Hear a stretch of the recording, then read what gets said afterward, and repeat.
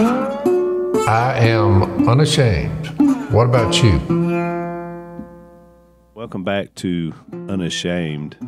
A few podcasts ago, I mentioned that we had done something we had never done before, in my knowledge, and Maddie didn't correct me, so I'm assuming I was right, that we were simul-recording. I said simulcasting, but we really weren't simulcasting. We were simul-recording our podcast in the duck call room next door.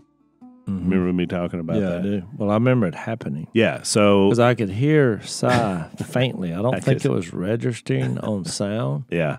Because Cy... They were just... Every time he would be into a... He's a human noisemaker. Yeah, he is. He's also an economic stimulus package when he's playing cards. But he has a whole set of skills. Somebody came up with a top 10 list of names for Cy. It was like ATM, credit card man. It was all these different things about money. So I found out a little bit more about it, so I was going to get y'all's take on it. So apparently what they did on this episode when we were in here deep into Bible study and doing what we do on the Unashamed podcast, they were breaking down the fourth wall, is what we call it.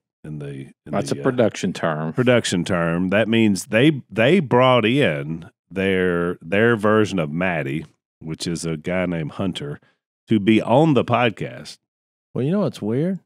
I've never heard Hunter ever say a word. Well, me either. Yeah. That's what I found so bizarre. He's very quiet. Yeah. So I thought, how would he be as a podcast guest? And then he was on for part of the podcast. Then they brought my daughter, my youngest daughter, Alex, who works for Tread Lively, our production overseer that Zach is in charge of. And she does copy, and so she listens to podcasts, which, by the way, the miserable experience for me is when she comes over to my house to do her work, Zach. I was trying to do a little Bible study, and you're listening to yourself? Well, or worse, I'm listening to the duck call room, but she listens to it at a faster speed than we actually talk.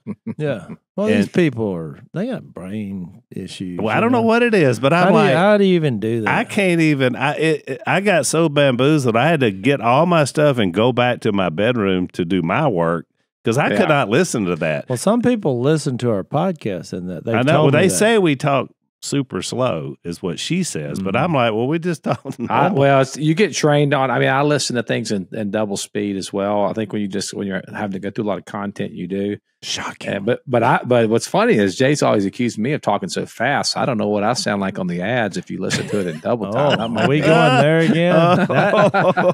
Zach just went there. You are the comedy relief for my life because when I need a break, you start reading ads at twice the speed that you normally talk. But now we know why he does it, because he listens to stuff. I'm trying to get where I can read them at the speed of light. If I can accomplish reading advertisements at the speed of light.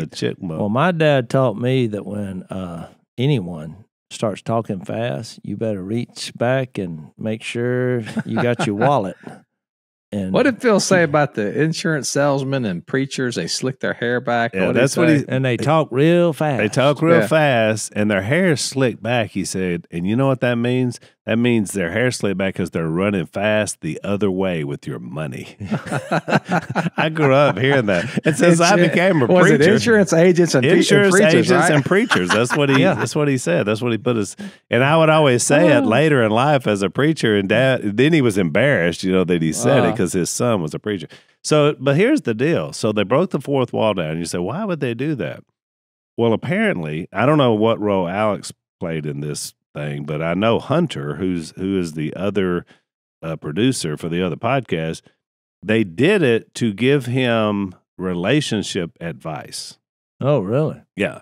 Well, so they gave Hunter relationship advice. That was the reason why they brought him on the podcast, so that Cy, Johnny D, and Martin could give him relationship advice, which I thought when I heard this supposed to be helpful. Well, that's what I thought, Jess, because when I heard the scenario, I thought, you talk about a disaster waiting to happen for those three. I need to have thank you for telling me this. I will have an HR policy on this. This is dangerous. Well, and let me tell you what started. Let me tell you why this happened. And this did take me back to a moment. Jase might remember it, he might not, because we're going back years. If I'm not mistaken, 6 years to our own early humble beginnings of Unashamed. So Hunter comes in. So he asks off for work, which I hope I'm not getting him in trouble since we're talking to his boss. But he asked off for work apparently so he could see a girl that he likes. But apparently, Maddie tells me later, because she gave me some more of the 411 this morning, that his parents don't like the girlfriend. Oh, boy. Is he still with her? He's still with her. I don't know if we ought to announce that to the world. I think we can, because he's been on the other podcast talking about that. So he has talked. He's talked about this on the podcast. Yes, they talked about this on. Speaking of, I hadn't even gotten to the funniest part. So the reason why, so he takes this time off, he's away, and he comes back. So he tries to nonchalant his coming back because he didn't ask the people on the podcast about it. He just talked to the higher ups around here who would let him take a day or two off. So he comes back. Apparently, he has a giant hickey on his neck. Oh my gosh! Well, this is getting. This is what happens when you have podcasts without a Bible. Exactly, which is my ultimate point. So he comes back with a hickey, but instead of just owning it and sporting it, because this has happened, someone has put this girlfriend, a hickey on his neck, he tries to cover it up with a Band-Aid. But it's not a big enough Band-Aid. This sounds like something that would happen when you were in like 7th grade. Exactly. My thing was, when did hickeys were a big deal when I was 15? Well, I think that was the thing back in the 80s and 90s. I had an image of a Who's the Boss episode with what was her name? Alyssa Milano got a, oh boy. Well, let me just tell you, she tried to cover it up with a scarf, and Tony Danza was the dad. And Angela was the mom. How do I remember this? Wow. Oh, that's sad. But I remember an episode from the late 1980s, a Who's the Boss episode, where they tried to cover up the hickey. Let me tell you about, since we're talking about who's the boss, I'm north of 50, and I've been married. How long have I been married? 1990? 32 or 3 years. Fixed to be 35 years. 35 years. And Yes, I've never had a hickey. Yeah. Yeah, I don't well, get you that. couldn't get to your neck now, Jase. That has a lot to do Maybe with it's it. the beard, but no one's seen Jase's neck in about 20 years, so it's no surprise. yeah. So I'm just throwing that out there. There's some things I'm proud of. I also do not have a tattoo, so I just skipped that part of life. Is there any tattoos in your family? Missy don't have them either, does she? Oh, Reed's got plenty. No, His Missy oldest- does not have a tattoo. Yeah, And, Reed has a lot of tattoos. Al, you've got one. I've got multiples. I have two eras Yeah. of tattoos. I have the prodigal Al tattoos, which are you have Donna? Is there one that says Donna? No, it was a D. It stood for that, or something else that I can't say on air that Lisa calls me from that tattoo. But then I got one with Lisa that's on my wrist here. I don't know if you can see it on What's camera. she got there? It says Is it the forgiven. gospel? Forgiven. Okay. It says forgiven. And Lisa wanted one when she turned 50. It took me 2 years, or took her 2 years to convince me to get it. I didn't want to do it. I was like, babe, I got something I need to take off. I don't want to put any more on. But ultimately, How'd you get the Leviticus worked out in that? You just thought Yeah, it was the old law and nailed to the cross, Jase. I didn't worry about that. Old Testament doesn't apply. No, not to tattoos. And besides, have you seen people lately? This is pretty tame compared to most of our listeners. Well, those markings and like in Leviticus, it was more you were marking yourself with.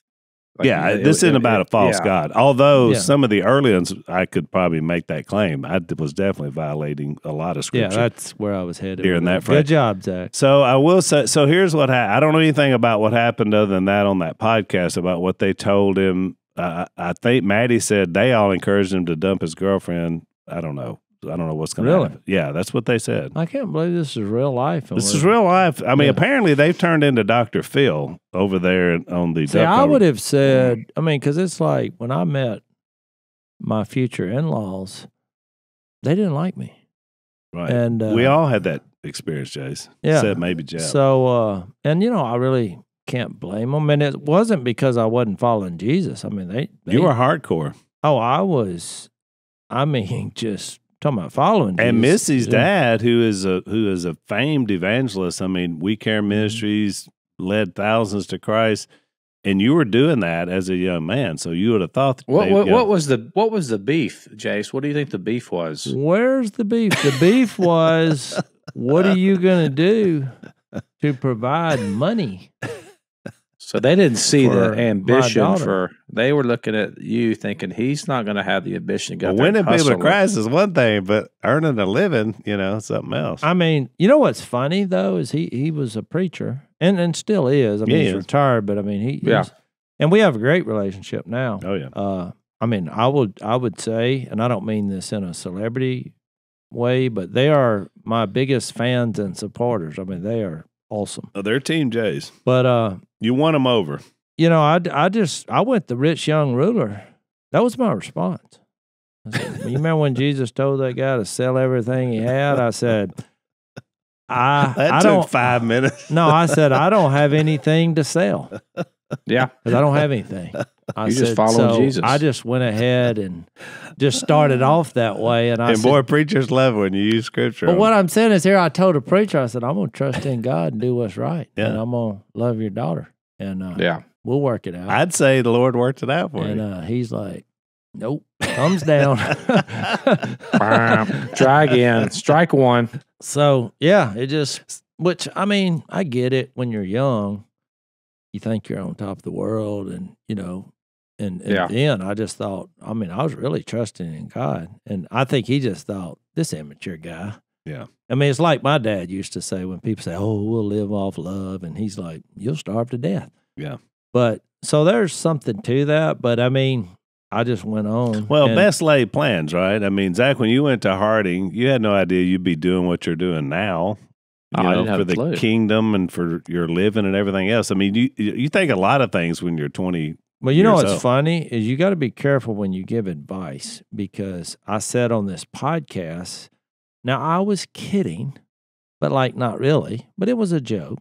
And I said, hey, these people meeting online, getting married, that ain't going to work. Look, the last 3 events I've done, I bet I've had 100 people come up there, and the only reason they came to that event was to get in close proximity and say, I told you. Met online, 7 years of joyful bliss. I feel like I told you that. I feel like I said on that podcast. I would say 90% of people meet that way. So back to my earlier discussion, this was a throwback to the early listeners of Unashamed. And we're fixing to test you. And I know you're out there because I met Jay at the last event. You've been listening since day one.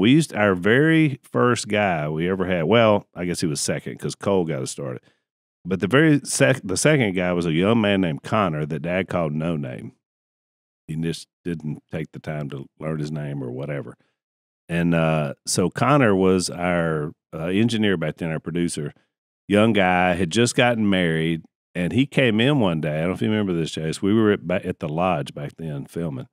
And he walks in, and he's got a big hickey on his neck. Now, he had been married a few months. He's a newlywed. And, he's doing his stuff. He's laying out copy for us and made some coffee. And I'm watching him, and I thought, was he going to say something about this giant hickey on his neck just because he's sporting it? So I thought he said nothing, which in his case, it was actually a professional way to do business, I guess. But I thought, well, he's not even going to make a joke about it because that's kind of what we do. So he sits down, he counts us down. We started in the podcast, and the first thing I said to you and Dad, I was like, did y'all notice Connor's neck this morning when he came in? And then we spent about the next 10 minutes. I don't even remember. Yeah, it was, I'll never forget it. And Connor was like Maddie, our current producer. Whenever you embarrass them, they turn a shade of red. She's doing it now. So they turn a shade of red that's like glowing red. And when I looked over at him behind the bank, like Maddie is, it was a glowing red. And so that's strange. I mean, what? And then I was like, so Connor, you can't cut that out because you're the editor, but you cannot edit what we just said about you. And he said, and I said, wait till you tell your wife. And he said, I texted her while you were talking about it. I mean, it's kind of different if you're married, I guess, but what are you doing? I'm just saying, what are the odds that we would have 2 podcasts stretched out over 6 years, and we've had 2 producers that came in with giant hickeys on their neck? Means we need to have some private Bible studies, I guess, on not wasting time.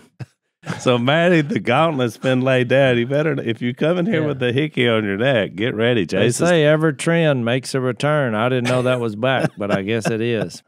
Oh man, Unless I'm missing something. Am I missing something, Zach? I mean, I'm just I'm processing this entire conversation. Zach, you need a meeting. Yeah. Yeah, I think we need to have So a I'm meeting. not sure how we're segueing to anything spiritual. We have good news about that, Jase. We're fortunate today because we have a guest who we've been waiting on to come here to be on our podcast because he's doing Sadie's and the Duck Call Room. And he's the perfect man for a conversation that we just had. And I'm so kind of nervous about that. I'm not going to tell you who he is until he shows up, but we're going to take a break. We come back. We're going to introduce our guest, and we're going to see what he thinks about hickeys.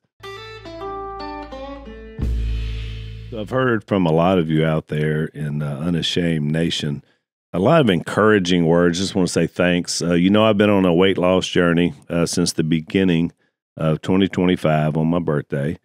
And I've been doing really well. And as Mom would always say, Jason, when she was introducing somebody, she said, meet my new best friend. You know, she always says that. It could be the person at the hotel, whoever. Well, I have a new best friend. It's Dr. Ashley Lucas. She's the founder of PhD Weight Loss. She's a registered dietitian. She's got a PhD in sports nutrition, chronic disease.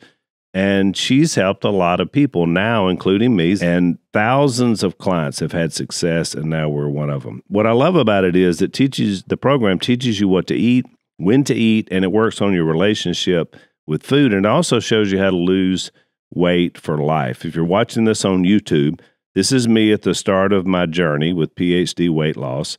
And I'm 11 weeks in at this point, and I've lost 40 pounds in 11 weeks, which has been amazing. No gimmicks, no pills, no injections, no side effects. And trust me, I've tried a lot of different diets. This one is great because mainly I'm not hungry. They provide 80% of the food, which is, at no extra cost to me and you. And so it's a great way to lose weight. They also provide encouragement and coaching, which helps you on the psychological side as well. So I definitely highly recommend it. Join us on our weight loss journey. You can schedule your one-on-one consultation today by calling 864-644-1900, or you can visit myphdweightloss.com. That's 864-644-1900. Tell them that Al sent you. So welcome back to the podcast. John Crist has appeared literally out of thin air. Come on. His plane just landed. So he was this surprise guest, Jase, that I didn't tell you about, that I knew would have an opinion on hickeys. And you're actually a return guest. I'm back. Has there ever been two in person? Not. I'm sure there Maybe are. somebody. We've done over 1,000 podcasts. Maybe some local guests. Nobody. But I don't know. Big names like you, I'm not sure. Well, it's up. I'll tell you this. The studio's been upgraded. Yeah. Yeah. Well, the first time you came on our podcast, Josh, so you drive out in the middle of nowhere. So you thought you were an extra in Deliverance 2. I didn't know where I was. I never heard. I was calling my agent secretly. I go, I think you got me into something over my head. And then there's we're showing him around the lair. There's deer hanging in the freezer. Dead animals. Yeah. Jase comes in. He's got blood all over Somebody him. was telling me, the house, is the house there? Yeah. Yeah, they're like, come on up to the house. There's some other people. And I was like, I never know who's in the family or who's not. It's very confusing. I don't either. I'm like, so is this person and they're like, oh yeah, she's a cousin or what? Yeah. You could wander to a meth lab or the lair with equal enthusiasm. Yeah. No, that is true because you're like, what about that house there? I'm like, no, don't go there. And you're like, why? I was like, they might kill you. I mean, this is a dangerous place out there. Yeah, they're not family. Yeah. But I will say, a tree fell the last day or two, and one of the guys, the redneck, showed up and cut the tree. So there's good and bad. Yeah. You got to take it all. Well, I have to say, because my dad is no longer, doing the podcast, but after you left last time, he said, I don't know about that boy. Sounds like my dad. Yeah. That was his take on you, John. I was wondering how Phil was going to handle this, John's sense of humor, if he would pick up on it. Every time John would say something funny, Dad would be looking up scriptures in his Bible, and John finally said, He's making me nervous because he Yeah, looks up. he Bible never said scripture. anything. He just he listened to what I said and he goes, You think you have people at your shows like that that are just yeah. out there with their Bibles out? I mean, definitely. They claim this Yeah. guy's a Christian comedian, but People are definitely leaving going, I don't know about that boy for sure. That should be the title of my next tour. I don't know about that boy. That would be good. it would be pretty good. I don't know Yeah. about that boy. So I But was uncomfortable. I didn't think it went well. I told you that when you walked in. I thought, oh, surprised to see you back. But because it was awkward, because I kind of have a little vein in that. I'm like, hey, we're doing a Bible study. What are we? But my Yeah. dad is that times 10. yeah. So what? And that's why I'm glad you're here, because I wanted to talk about something, and we haven't prepared for this. So Well, wait a minute. Before you get to that, I got it. So just to tie off that last story, do you have an opinion on hickeys one way or the other? Because two of our producers in the last 6 years, one was married, one is not, came into work with hickeys and wouldn't say anything about it. One tried to cover it up with a too small Band-Aid. And so, On your neck? yeah, on the neck. And these people are in their 20s. yeah, they were both in their 20s. The most concerning part is married. If you're what are you doing? That's when you're not allowed to do stuff. See, he's agreeing with me. Y'all were. I thought I didn't even hear y'all's I was, argument. missed it. He I flew- was saying this is the dumbest thing I've If ever you're heard. married and you go, babe, let me take you out to a nice dinner and we're going to go home and a hickey's going to come from that. That's not good. No, That's not, that's not, no, yeah. no. There are way more interesting Okay. things than you can be doing with your time. But they disqualified my opinion because I have a beard, because nobody looks at my neck. No, we didn't Yeah. disqualify. We never disagreed with you. I think I don't get it. I don't No, even run it even- back. You disagreed. Al said you have a beard. You're disqualified. No one. Well, I just said nobody could get to that neck for 25 years. You have Yeah. no expertise on hickeys. He but disqualified John's me. got a Yeah. beard, but you can still get to the yeah, neck. Yeah. Well, I think there's a tipping point where you go, oh, like a kid in 6th, 7th grade comes in with you're high fiving everybody. Exactly. You're That's what I said. high-fiving everybody. I agree with Then that. you go 20s. No, You go, married. Yeah, no, married. So, Maddie, pass that along to your coworker. That Yeah, was I our just- assessment. Let's get the wife in here. Let's talk to her. man. Yeah. Exactly. Yeah. All right. So now ask your question. Sorry, I had you. Oh, so what I was going to say is, we're viewed. We had a comedy show. It was comedic. The problem is that me and my dad, and I'm throwing him in there now, so this is breaking news, we're accidentally funny. Because every time I try to be funny, no, it's crickets. But if Yeah. I say something and I'm being serious, sometimes people laugh, Yeah. and it happens a lot. I think I'm the So- one that coined that phrase about No, you. you're right. accidentally And funny. because I just did an event for Willie. Because he'll say stuff in a sermon or speaking People and about a laugh, but he wasn't trying to be funny. He's looking around. But then I thought, Yeah. well, if I do this speech again, I need to remember that because they write that thought down. that was funny. So that has Yeah. now become my bit, because you get up and you say things that are funny. So I was Yeah. wondering, are you accidentally funny, or are you purposefully trying to be funny? Well, I think it's funny because a lot of times you get like a pastor or like a speaker that is, if they are being booked for, an encouraging message or an inspirational talk and they're funny, it's like an added bonus. Right. If Yeah. you go to the comedy club and you're like, this guy is booked as a comedian, we better be hearing it. Yeah. We better be. So if you go, we joke around sometimes with some of the Christian comedians that if the comedy's not really going well, they just kind of go into a message. Yeah. Yeah, they're like, well, yeah, and they kind of like, what happened to the comedy? You're like, Well, that's what I did. So That's- in yeah. that case, you're accidentally a preacher. yeah, actually a preacher. Well, that's You'll what, see that a so lot. the other Yeah, night, exactly. the other night I covered for Willie. I told this on another podcast, but I'll just give you the high points. So when I, usually like church groups or something spiritual invite me because I'm doing a podcast where we study the Bible, and so I'm taking Willie's place. Well, I get there in the first 10 seconds, I realized this is not a church event. And I don't have to point out the obvious things, but I was pretty sure that I was one of the few people that was sober, number one. Oh, really? I instantly got that feeling. And just based on the way, you know, the women who were hosting the event were dressed, I thought, okay. So when I got up, well, there was such a distraction because there was a lot going on. There was a lot of people. There was over 1,000 people. And you're supposed to be doing what? Preaching? Well, they said on appearance. They had us there. They had Willie. He's a last minute fill-in, so he's not fill-in. sure what he's supposed to do. They were basically trying to get people there. And they really said, you know, we don't care what you say, just do it quickly. Because they're here, you know. And is Willie funny? He's pretty funny. Well, yeah, I think he's funny. He's a good but speaker. in that environment, I think he would have struggled because... No wonder he said he couldn't go. He said, you go. Exactly. So I got up. I think the whole thing's a setup. No, I told two or three jokes right off the bat about Willie that are proven to be funny because I've done them at other places. And guess what happened? Nothing? Crickets. Crickets. No. Nothing.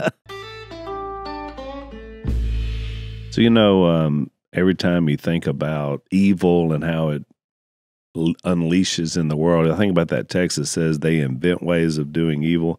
I think about that when it comes to abortion. Now it's the abortion pill that has come out and become, you know, accessible to so many people. And about 20%, based on a recent study, of those who have undergone chemical abortions suffer complications, including death. And it makes sense, you know, that young women are trying to have abortions at their home, and a lot of bad things are happening. So the pill continues to bring harm to mothers and babies. It accounts for now over 60% of all abortions, which is why our friends at Preborn Network of Clinics are flooded daily with women seeking help after taking this pill. They regretted the decision about aborting their babies, and now they don't know what to do. So Preborn welcomes these women with open arms and offers them life-saving help, including the abortion pill reversal treatment if it's not too late. So it's just another way for us to join in this battle that's against women and, of course, against children. So when you sponsor an ultrasound for a woman in crisis, you are empowering women with real choices. And Lisa and I, as you know, and all of us are, but especially Lisa and I, are fully committed to the cause of the fight for life, and we love what Preborn is doing. We're asking you to join us as we rescue women and babies. One ultrasound is only $28, and $140 helps to rescue 5 babies. You won't regret the choice to save a life. Please dial pound 250 and say the keyword baby. That's pound 250 baby. Or visit preborn.com/unashamed. That's preborn.com/unashamed. So I thought that I know was funny because but they were louder than me. Yeah. And so then I told this famous story that's always funny, and it's a true story. It's not like I'm trying to be funny. Just the actual story is proven to be funny because they always laugh. And I tell the story about when we were outside of A&E pitching the show. Willie was pitching the show for Duck Dynasty, and me and Willie are drinking $5 cups of coffee. Right. And but we look like we do. And, you know, in New York, everybody's just going fast. And a guy dropped some coins in Willie's cup, which was actually coffee, which is funny. You know, I mean, It's like they thought he was homeless in that 2 seconds. And he's mad, and I was laughing. And Jase is laughing because he thinks that Willie looked worse than him because he didn't put it in his cup. Well, I'm like, this guy determined that he's worse off than me, and I said this line to this audience. I said, this guy concluded very quickly that despite him being 50 pounds heavier than me, he's worse off. Look, nothing. Then you go, no giggle. So you know what I did in that moment? It's a wrap. I went to my dad. No, I reached over and picked up my Bible. Yeah. And he did what comedians do. Yeah, see? And it became quiet as a church mouse. Really? Yep. I shared Jesus for 10 minutes, but now here's what's funny. Then I did my duck call routine because now I had them. I've shared what I'm about. Well, then they started laughing. Yep. And I thought, well, now I'm not trying to be funny. Yeah. And we got engaged through the power of the Spirit. So It's interesting that it's live, because when it's live, I mean, every comic has stories for a whole decade of what we call bombing. Like, well, I did a church down here in West Monroe, like in 2018. And I've done youth groups. I did a kid's like karate birthday party, and they will see. It was like the people that book you. That seems like that'd be a tough crowd. It was kids. The kids. What do you do when it bombs? It Yeah. bombs. What do you do? It was at it was in the community center at the Air Force Academy, like some kind of side room, and they will see my videos online, probably what y'all watch, and like, come do this here. Yeah. And you go, like, Kevin Hart couldn't do it. Nobody could. It's impossible. But they go, oh, do the magic trick at this thing. And that's what you're saying.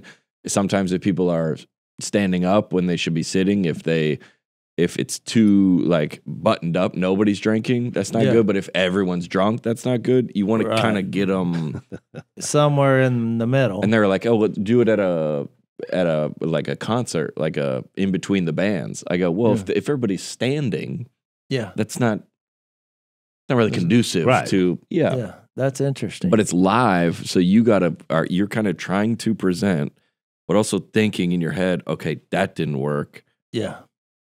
Should I go this way? I just kind of went spiritual warfare and said, okay, you don't want to laugh? Yeah. Which I will tell you this, the guy, they auctioned off a item that Willie, I called it a guilt offering, which nobody laughed because they didn't know. I was like, he couldn't be here. I said, so he sent a guilt offering. We're going to auction this off. Crickets. Because it's not the right audience. They don't know what a guilt offering is. Going Old Testament probably didn't help your current cause. But I'd already shared Jesus at that point, so I didn't care. But the guy who got it, when he got up there, I mean, he could barely stand up and just was rocking slurred speech. Every other word was a 4-letter word. He's bought he just spent $15,000 for something. Willie probably had $50 in. But now it was cool. It was 4 signed duck calls and all that. And his wife, she's looking at me. It was kind of awkward. We're going to take a picture, and I was like, well, just grab a hold of me so you can. And then he looked up and he just burst out bawling, started crying. And I looked at his wife and she was like, why are you crying, honey? And he said, I don't know. And I said, well, I think it's the Holy Spirit. Amen, Which then they laughed. And I thought, no, I was serious. Yeah. But anyway, I mean, that was. You got it. How many go-to jokes do you got in the holster? I have 0. Well, I thought you said he did a couple jokes. Oh, I made fun of Willie, which is usually funny. Yeah. I said the reason he deer hunts. But you wouldn't have used that had you not been filling in for Willie. I wouldn't have used it, but I've used it before. I have used that story before. Well, what I said was about the joke is I said Willie is into deer hunting and I'm into duck hunting, so this is going to be a different presentation. And I said, and it's pretty obvious why he's into deer and I'm into ducks. I was like, he views ducks based on body type as an appetizer. So here I am. I was like, and Willie is into deer because that's all you can eat. Just look at him. He looks like he swallowed a whiskey barrel. That was the whiskey barrel was my. That's it. That's it looks like he swallowed a whiskey barrel. Nothing. No chuckle. But were they paying attention yet or no? No. I mean, obviously, because that's funny. So I have some stuff I open with. So like I usually open with something along the lines of, my wife says I'm the best looking Robertson. And if she's with me, she's like, amen, that's right. And everybody kind of chuckles. And then I pop a picture up of my family. And I was like, but I got to be honest. Look at this picture. This is my family. It's not hard to be the best looking Robertson.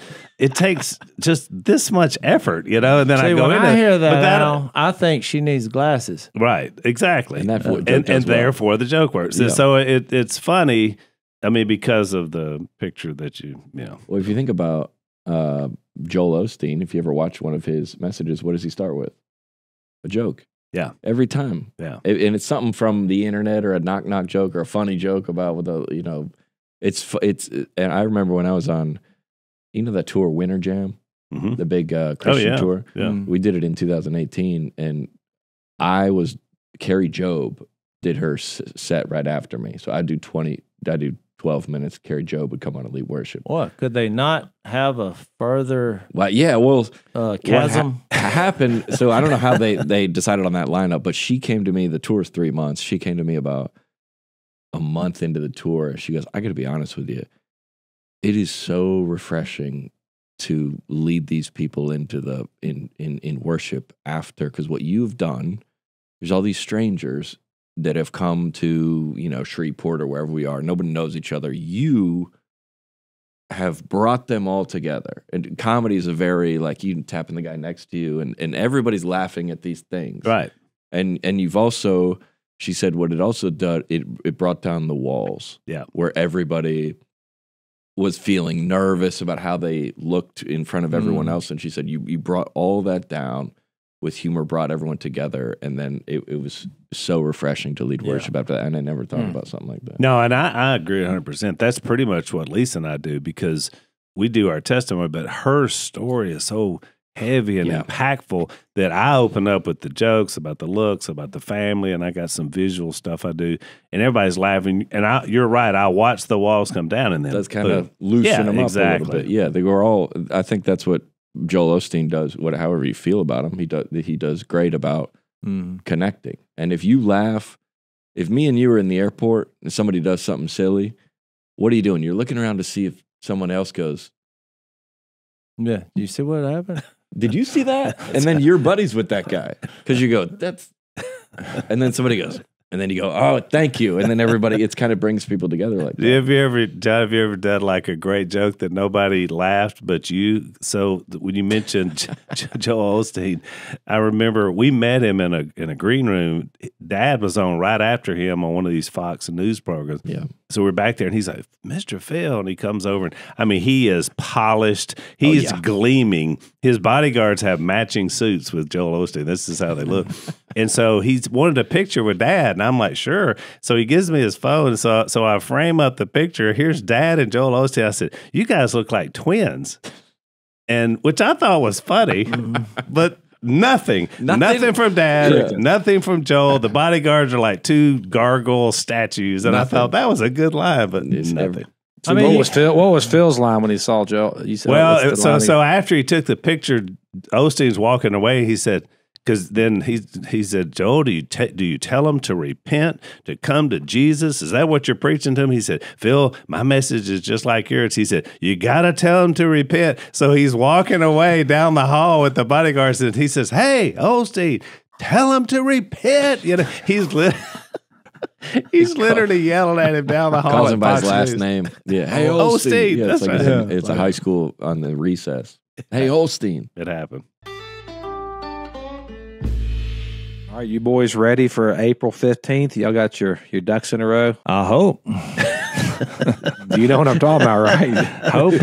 It's just like it is tax deadline, boys, and it's coming up quick. So I hope you don't have any unfiled returns, or some of our listeners, maybe you do, maybe you have, but you can't pay the IRS. Well, I'm here to tell you that the IRS is aggressive, and the longer you wait, the worse it gets. Wage garnishments, bank levies, even property seizures are all on the table.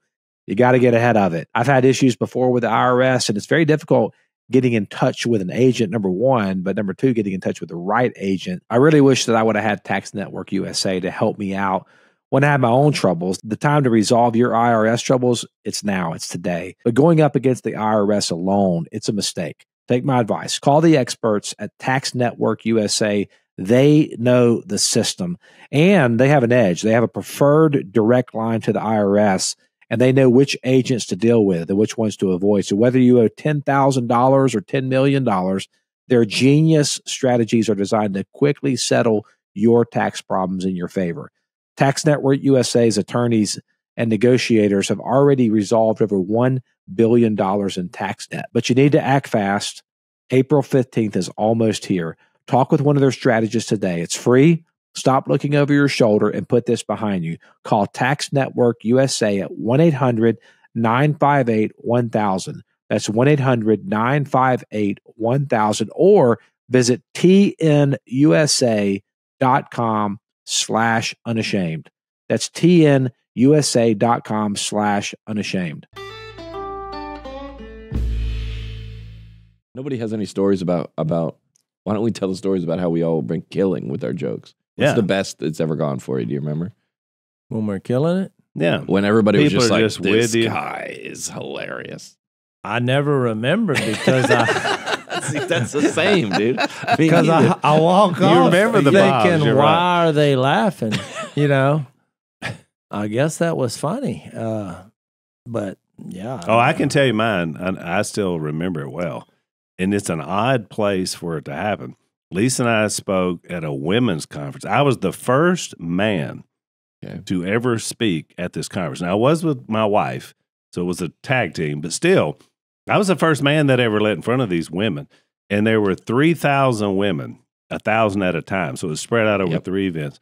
It was on Mackinac Island, Michigan. And I mean, they were so into this conference, because I have to admit, it wasn't me.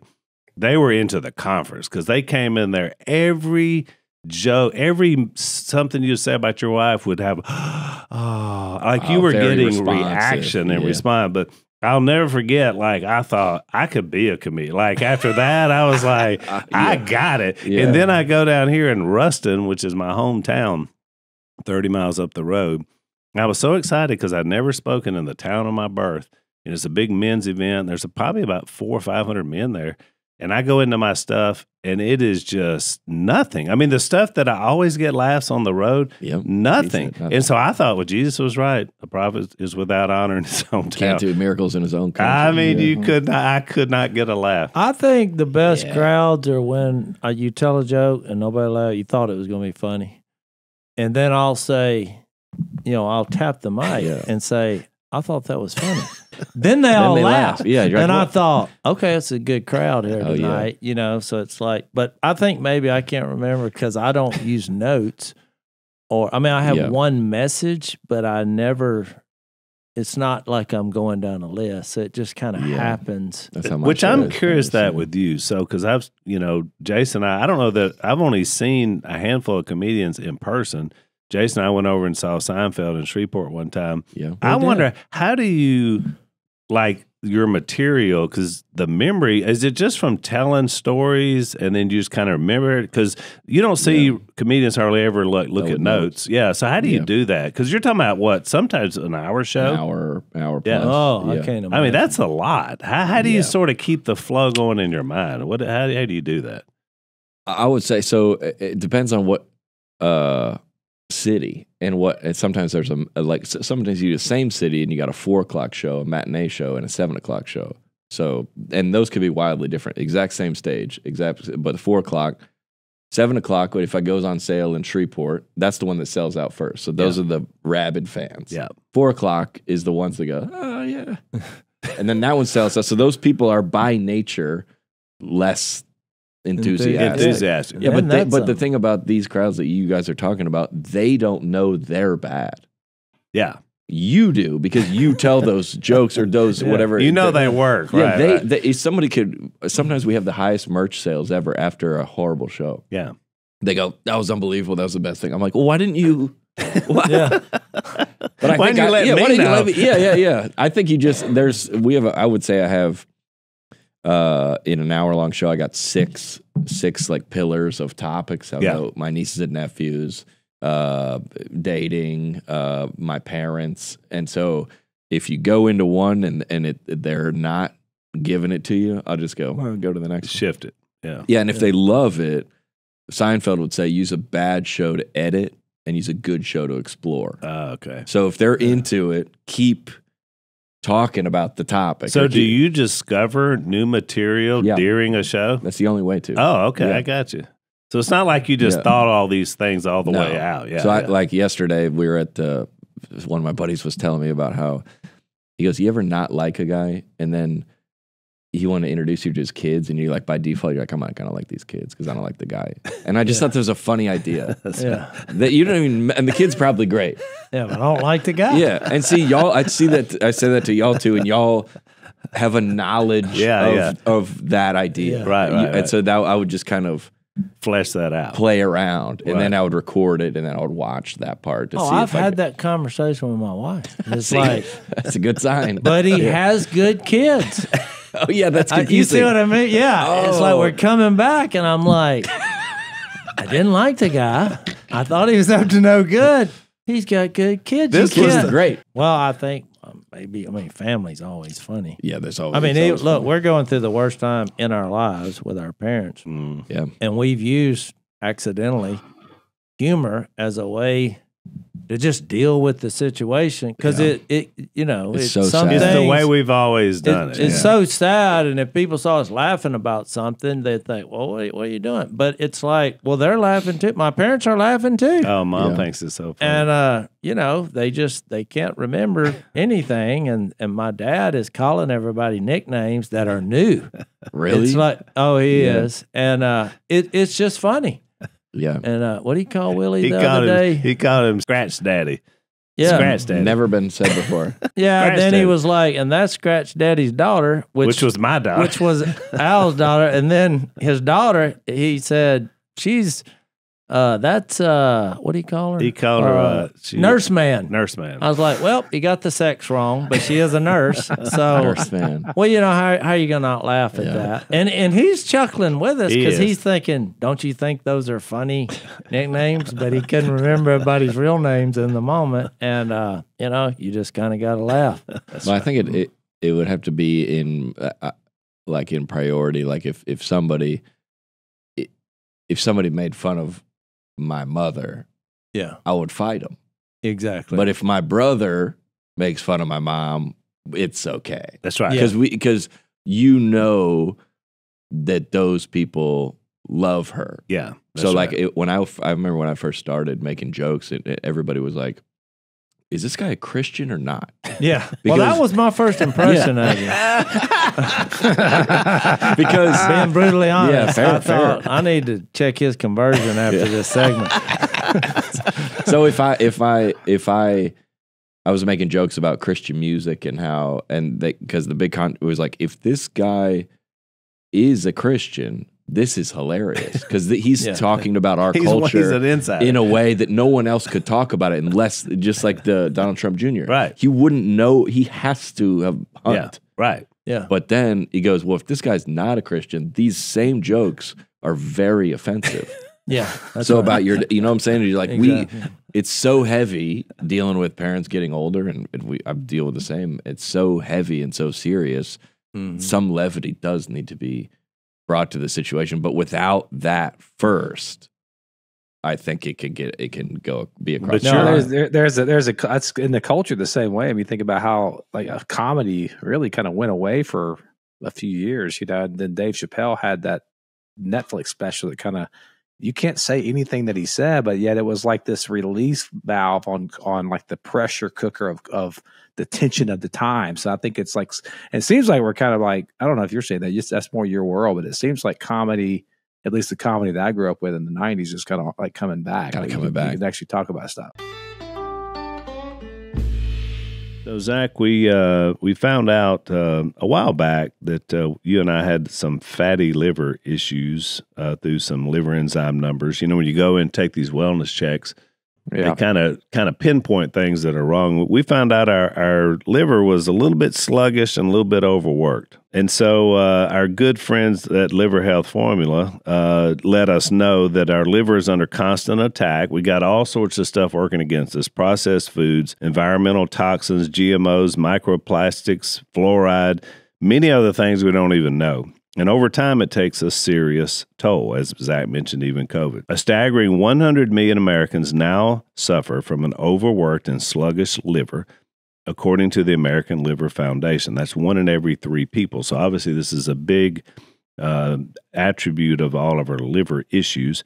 But we can reclaim some vitality, and we recommend that you give your liver the support it desperately needs with the Liver Health Formula from our sponsor, Pure Health Research. This cutting-edge supplement combines 11 powerful, clinically proven natural ingredients to detoxify and rejuvenate your liver at the cellular level, so you'll experience more energy and optimized metabolism. This company has already helped more than 2 million Americans, including Zach and I, So it's time you joined the ranks and got back to feeling your best. This product works, and we have tried it. As a special offer for our listeners, you can try Liver Health Formula with a discount of 35%.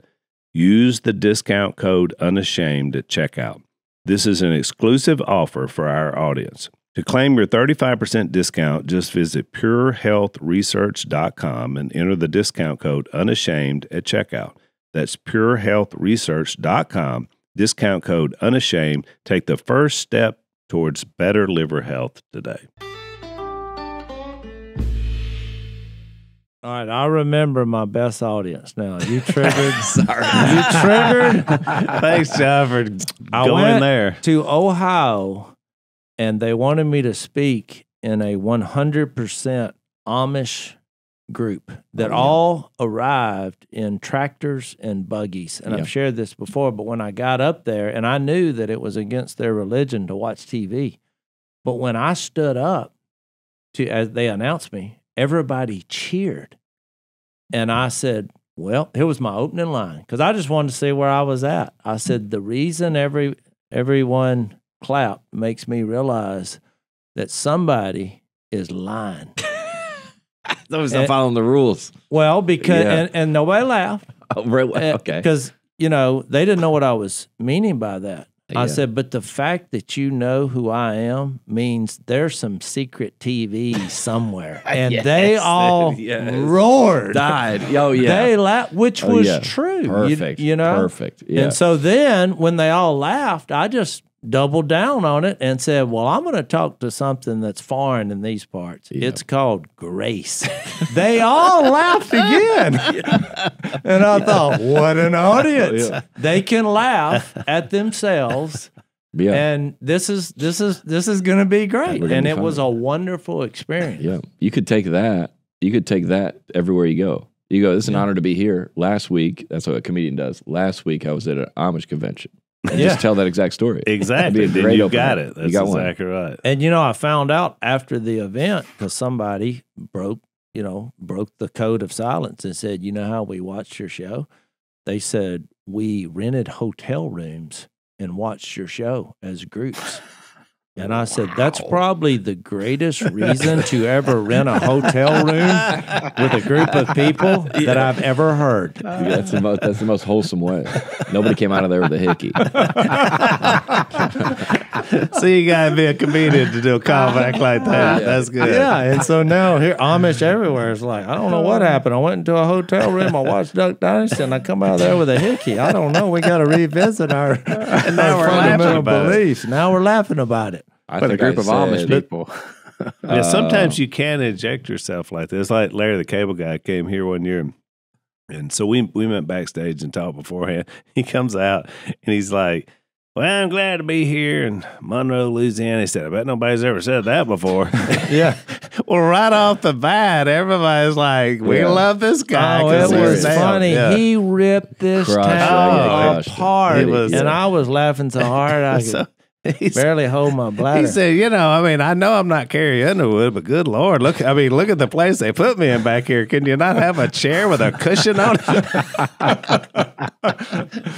You know what was really funny is I perfect. met him with Willie somewhere, and he's like, Yeah, with his he Nebraska. he's like, I'm David, Dan- whatever. Dan Whitney. Yeah, that's from, right. from Yeah. Nebraska. And I was like, oh, you're not really Larry the Cable? I mean, and he wouldn't get into his thing. Dude, get her done. Get into the thing. And I thought he's this off is work. This He's is off very work. awkward to me, and then I found it just as funny as time went by. Oh, it made it funnier to me. Yeah. It's like, you know what? You could ought to do a bit about demon possession because you are totally a different And look, character. he could snap it on. Like we were walking along, he was talking to Willie. He's like, I've been thinking about maybe retiring the character, and he's doing all this in Nebraska, Dave Regular, Whitney. yeah. And then somebody says, Larry the Cable Guy said, get it done. And he goes right into his thing. Switches like, on and off. Yeah, I mean, it was Yeah. like a finger snap. I think when I used to tour with Tim Hawkins, Tim Yeah. Hawkins, Christian Tim comedian, is hilarious. he would say it. I mean, I've seen this joke kill 100 times. He's like, "Oh, West Monroe, a great place to raise a family or bury a body." And it killed everywhere, dude. Well, Everywhere. that was your first impression of the lair. You were like, I don't know bury a whether body. Bing, bing, bing, bing, bing, bing. I would say if I go to a way out in the middle of nowhere, I have a Man, it's great to be here. I got the chance to visit the home of the child I sponsor this afternoon. I've been sending $40 a month down to West Monroe. It's good to see how he's being raised.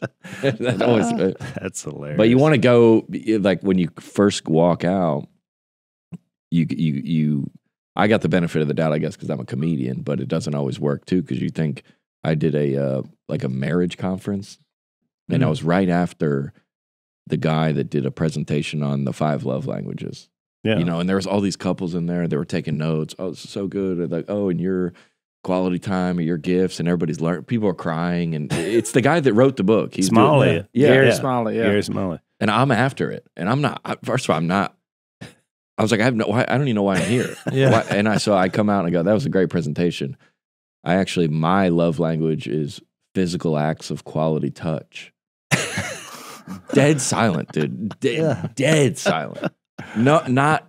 And I go, just like you go, no, this is going to be a long 30 minutes. Yeah, we have that in common because I got a bit I do about sex in these groups, no matter whether they're Does sober. anybody really want to hear that? No, I'll say now to this section, I want to talk to you about how to have the greatest sex on this planet. Well, they all laugh. Yeah. And I'm like, so you've looked at me and made a decision that I know nothing about sex. Hilarious. Exactly. Hilarious. And then I do a bit about. Does it involve the woods? Because yeah, I do a bit about it because I was a virgin when I got married, which is interesting and funny. Yes. Because basically, I tell them it's like me and my wife, we did it God's way. And I said, on honeymoon night, I hate to tell you this, there were no sunsets, rainbows, and I said it was a biological experiment. And it was horrifying to my wife. You'd only had him with you at the marriage. I said, basically, it can be summed up with one line: get off of me. Wow, I didn't see that coming. All right, I got to show. I've heard a lot of these stories. I hadn't heard that part. I gotta but show. guess John what? breaks Hey, out the vest. I tell people all over the planet because the funny part of this is like all my buddies who ridiculed me for saying, "What is wrong with you?" Yep. Because they made fun of me for not ever having sex with a woman when I was in high school. And I say, but I saw these guys much later in my life, and I say, look, I got 3 kids. I figured it out. Must have figured it out. Because their whole deal is you're not going to know what to do. And they were right. Yeah. Turns out they were right. So, John, when you see the big number go up on the screen, that's Maddie's way of saying it's time to wrap it up. That's what that means. Give us the X. So, what you got? I know you got your YouTube special, Emotional Support. Is that your latest thing that you got Just out? came out on YouTube. Yeah. Good. And where are you I gonna- look at you and I think I need some emotional support. Yeah. See, well, that's what comedy is. I feel like like it. everybody's, the emotionals, everybody gets together. I got a show in Shreveport, I think. Okay, You come coming out. up. You come out and tell that story. I'm sorry to hear that. No, I don't go through Shreveport. Bossier. It's a joke. Oh, yeah. See, I don't go through there. Yeah. John Crist, always a pleasure Honored to to have be you back. on the Honored to be Unashamed. I know you're doing the other podcast today, so we'll Yeah. all excited. I'm You all- got the best one first. Yeah. That's what I say.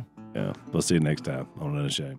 Thanks for listening to the Unashamed podcast. Help us out by leaving a rating and review on Apple Podcasts. And don't miss an episode by subscribing on YouTube. And be sure to click the little bell and choose all notifications to watch every episode.